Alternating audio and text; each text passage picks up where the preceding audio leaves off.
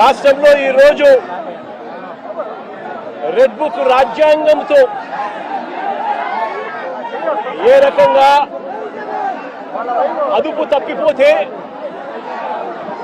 అదుపు తప్పిపోతే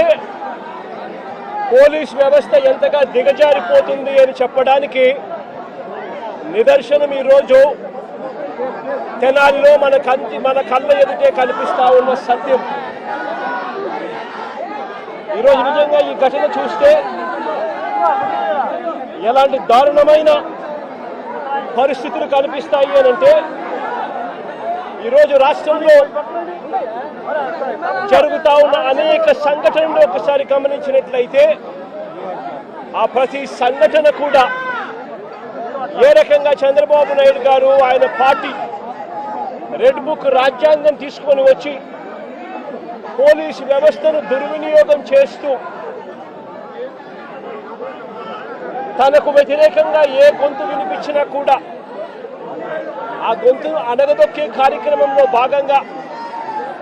ఏ రకంగా చంద్రబాబు నాయుడు గారు దగ్గరుండి వైఎస్ఆర్సీపీకి సంబంధించిన మాజీ మంత్రుల మీద,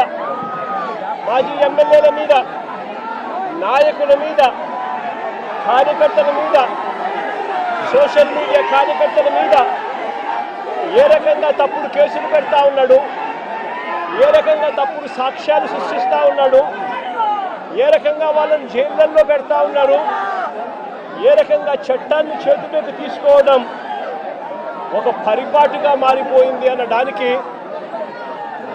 ఈరోజు రాష్ట్రంలో జరుగుతూ ఉన్న రెడ్ బుక్ రాజ్యాంగం మన కళ్ళ ఎదుటే కనిపిస్తూ ఉన్న సత్యం. ఆ రకంగా